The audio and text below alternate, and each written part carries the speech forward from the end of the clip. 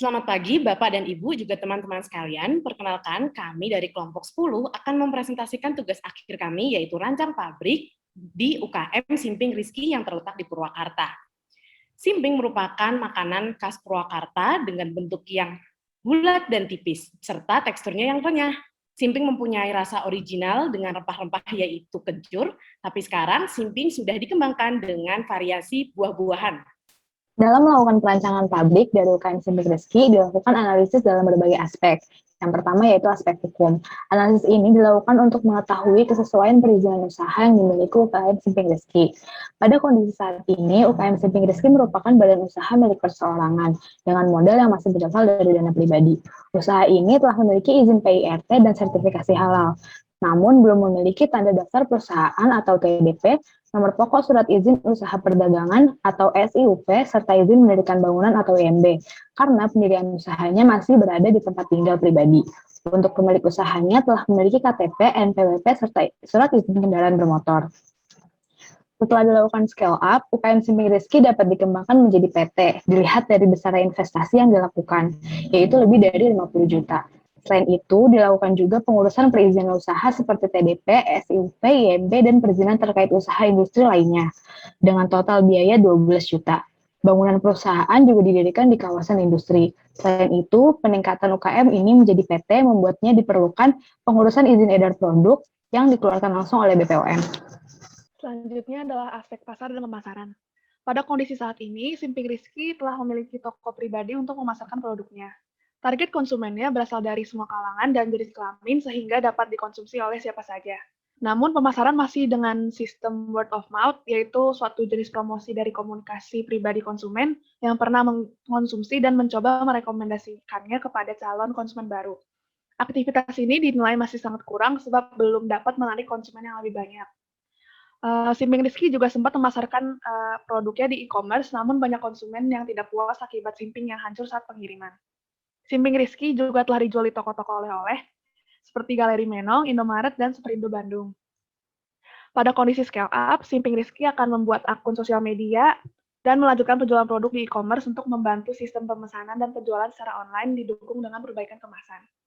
Kemudian memperluas daerah pemasaran di luar Bandung dan Purwakarta, dan melakukan kerjasama dengan beberapa UKM lain seperti yang memproduksi jajanan rambut nenek.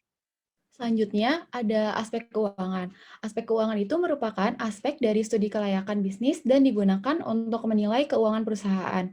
Tujuan dari aspek keuangan sendiri itu adalah untuk mengetahui perkiraan, pendanaan, dan aliran kas bisnis sehingga dapat diketahui layak atau tidaknya rencana bisnis yang akan dimaksud. Aspek keuangan meliputi perolehan sumber dana, estimasi pendapatan, dan jenis investasi beserta biaya yang dikeluarkan selama investasi serta proyeksi laporan keuangan yang terdiri dari laporan laba rugi, neraca, dan juga arus kas. Di sini terdapat tabel dari aspek keuangan pada kondisi saat ini dan juga untuk kondisi scale up. Untuk payback periodnya sendiri pada kondisi saat ini menurut hasil analisis yaitu sekitar 2 tahun 3 bulan dan untuk scale up yaitu 1,67 tahun. Keduanya keterangannya itu layak karena untuk standar UKM sendiri itu adalah maksimal 5 tahun. Dan payback period pada pabrik ini lebih cepat, yaitu 1,67 tahun. Yang kedua ada NPV atau Net Present Value, yaitu untuk kondisi saat ini sekitar Rp1.050.824,78. Dan untuk yang kondisi scale up yaitu sekitar Rp2.968.514.732,8. Keduanya untuk standarnya sendiri lebih dari 0 sehingga keduanya layak. Yang ketiga di sini ada average rate of return, yaitu untuk kondisi saat ini sekitar 64,83% dan untuk scale up sendiri 83,21% dan keduanya layak karena untuk minimalnya sendiri itu 35%. Dan pada kondisi scale up sendiri, ARR-nya itu lebih besar daripada kondisi saat ini. Untuk IRR yaitu sekitar 13,76% pada kondisi saat ini, dan pada kondisi scale up yaitu sekitar 13,51%. Keduanya pun layak karena untuk DF-nya sendiri harus lebih dari 13%.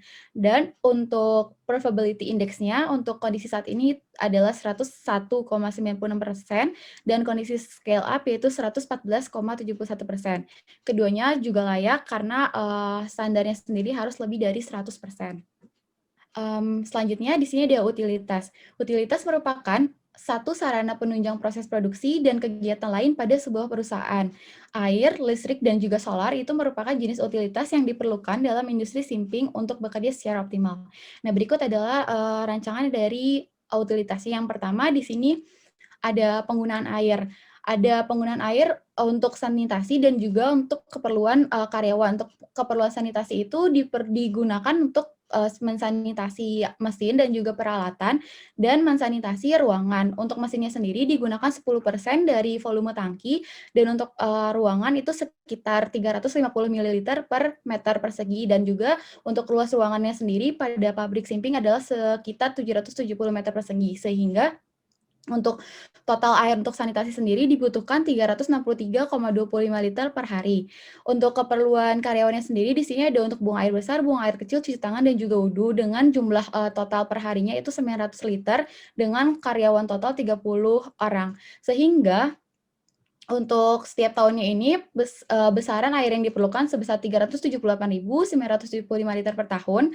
Untuk kebutuhan air tersebut dipenuhi menggunakan air PDAM dengan harga air per meter kubiknya itu sebesar Rp1.500 dengan biaya administrasi Rp5.000 per bulan sehingga dibutuhkan biaya untuk air per tahunnya adalah Rp628.562,5 per tahunnya. Untuk selanjutnya di sini ada utilitas untuk listrik. Untuk listrik sendiri untuk kebutuhan daya listrik mesin, alat elektronik dan juga untuk alat elektronik kebutuhan kantor. Di sini untuk mesinnya sendiri ada kebutuhan lampu. Kebutuhan lampu disesuaikan dengan tiap ruangannya dan juga jenis watt. Untuk alat dan mesin dalam produksi dan juga air conditioner dan exhaust fan. Dan yang terakhir untuk keperluan kantor untuk totalnya sendiri di sini adalah 418.000 kW. Dan untuk total per tahunnya sendiri adalah 252.327,3 kWh per tahun. Boleh next slide. Berdasarkan Peraturan Menteri ESDM Nomor 18 Tahun 2017 yang berlaku pada tahun 2017, pabrik simping ini termasuk dalam golongan I3 per TM, yaitu di mana memiliki batas daya di atas 200.000 VA dengan biaya pemakaian yang dikenakan biayanya itu sebesar Rp1.114,74 per kilowatt hour. Sehingga biaya utilitas untuk listriknya itu per tahun dibutuhkan sebesar Rp281.279.401,3. Selanjutnya, untuk generator sendiri diasumsikan selama 1 bulan ini terjadi pemadaman listrik sebanyak 1 kali selama 8 jam di pabrik simping, sehingga diketahui volume solar yang dibutuhkan dalam 1 tahun itu sebesar 1.181,21 liter, dengan rincian yaitu 9.249,6 liter per tahun. Dan untuk harga solarnya sendiri per liternya yaitu Rp9.400. Sehingga didapatkan harga kebutuhan solar untuk tiap tahunnya itu sebesar Rp86.946.240.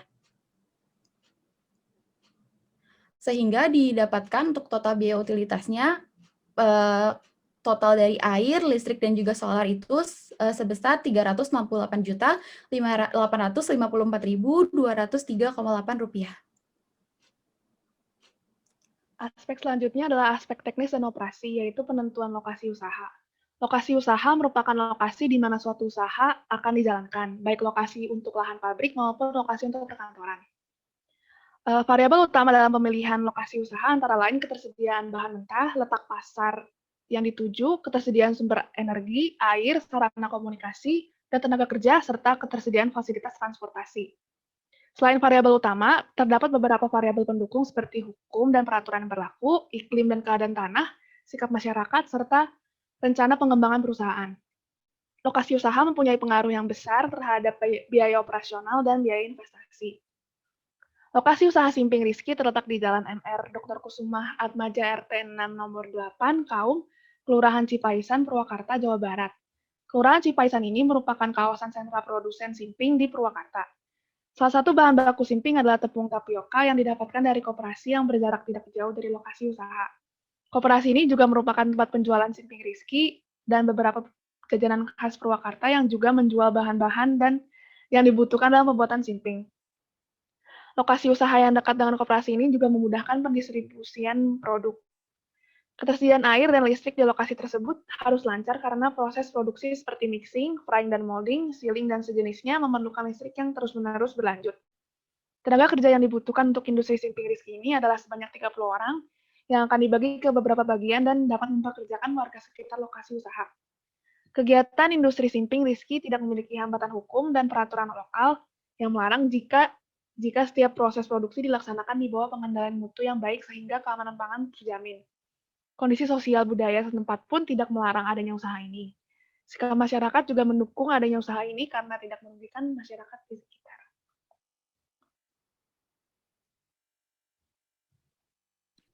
Aspek teknis dan operasi yaitu diagram alir produksi. Kondisi saat ini yaitu menggunakan bahan dasar yang segar. Bisa dilihat dengan penggunaan tepung tapioka, kencur yang masih segar, dan juga kelapa. Sedangkan untuk proses yang scale up, kami menggunakan bahan yang sudah setengah jadi, yaitu ekstrak kencur dan juga santan encer. Lalu bisa dilihat lagi, ada perbedaan pada proses pengolahannya, di mana pada kondisi saat ini, kami masih menggunakan perapihan cetakan yang menghasilkan limbah sisa simping yang cukup banyak. Sedangkan untuk proses scale up, menggunakan FTDG8 waffle machine dengan hasil yang lebih homogen bentuknya dan juga sisa remahan simping yang lebih sedikit.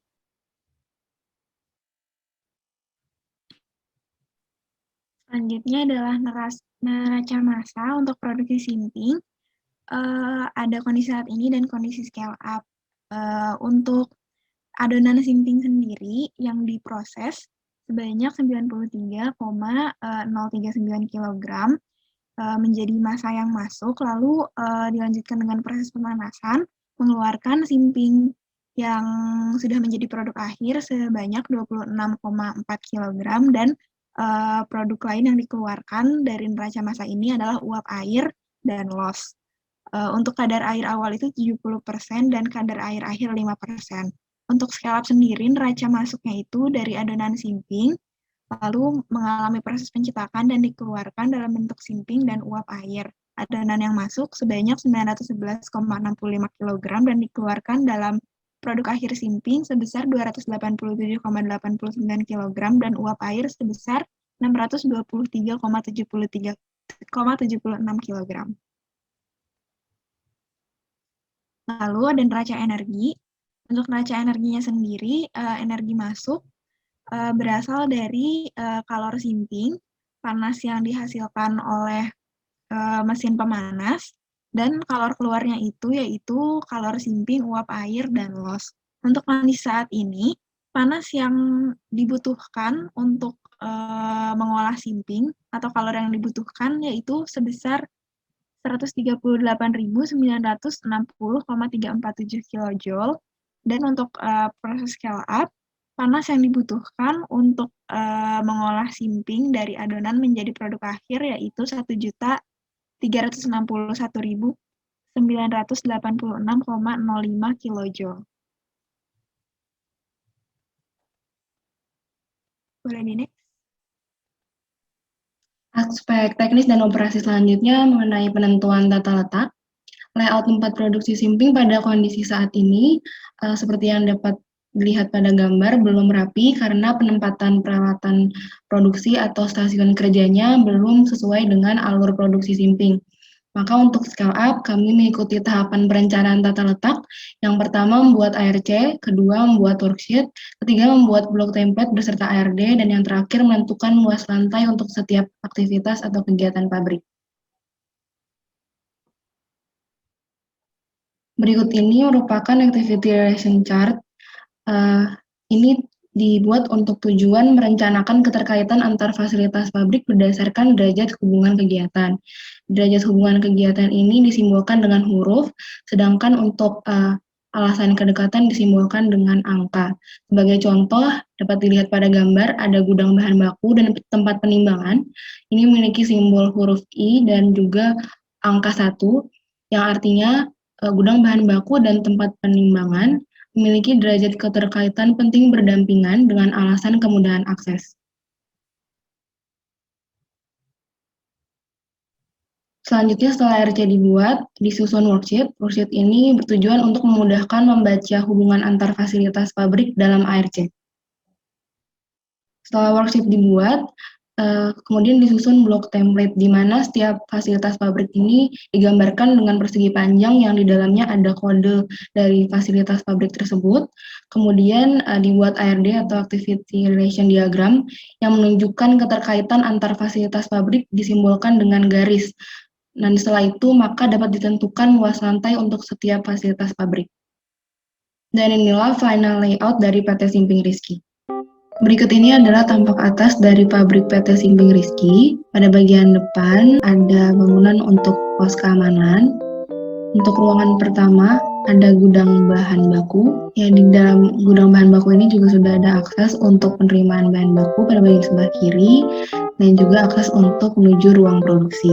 Selanjutnya ada ruang produksi, dimulai dari tempat penimbangan bahan baku, lalu lanjutnya ke tempat mixing, di depannya ada tempat frying dan molding, selanjutnya ada tempat cooling dan juga tempat untuk pengemasan. Simping yang telah dikemas, beberapa sampel dapat masuk ke ruang lab QC. Untuk pendistribusian, simping terlebih dahulu masuk ke gudang barang jadi, dan juga sudah ada akses untuk distribusi di bagian belakangnya.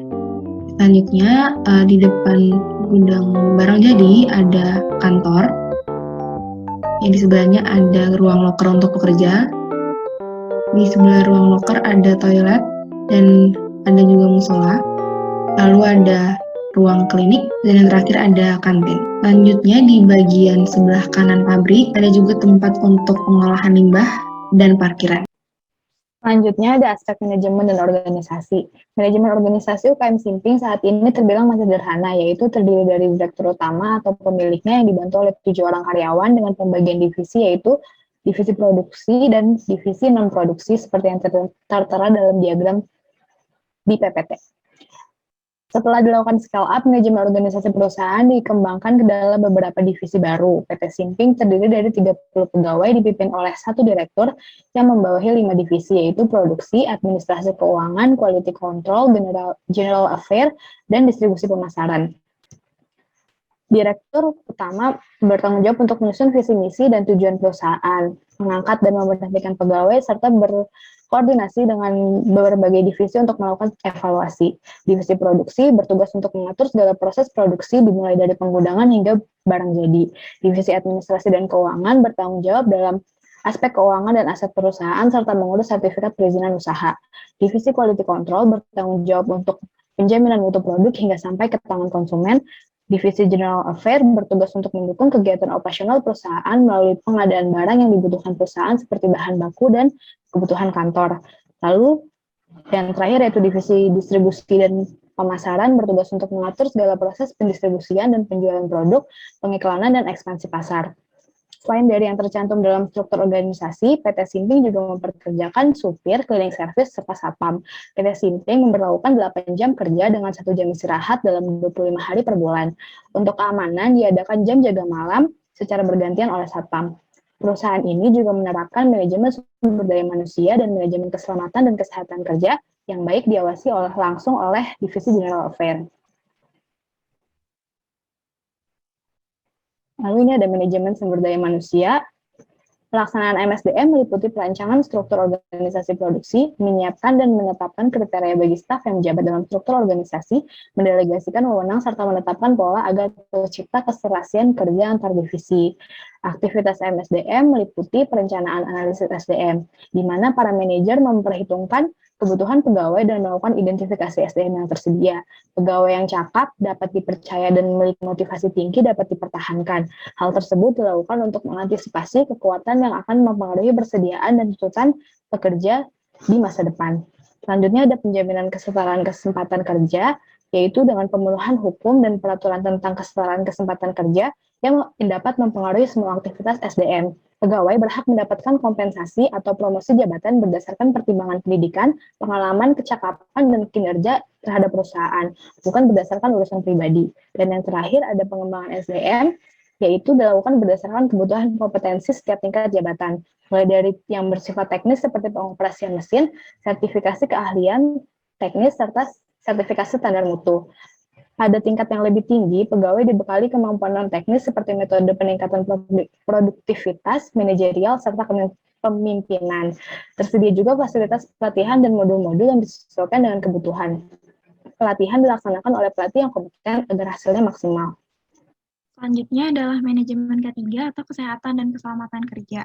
Nah, manajemen K3 sendiri memiliki tujuan untuk meningkatkan efektivitas perlindungan dan kesehatan kerja yang terencana, terukur dan terintegrasi, mencegah dan mengurangi kecelakaan kerja, serta menciptakan tempat kerja yang aman, nyaman, dan juga efisien untuk mendorong produktivitas. Nah, dalam manajemen K3 sendiri terdapat potensi bahaya, sistem keselamatan kerja, K3LH, dan inspection. Potensi bahaya yang mungkin terjadi pada pabrik simping yaitu luka bakar dan patah tulang yang berpotensi dialami oleh karyawan bidang produksi. Lalu ada tertabrak, bahaya akibat listrik, dan kebakaran yang berpotensi dialami oleh seluruh karyawan di PT Simping.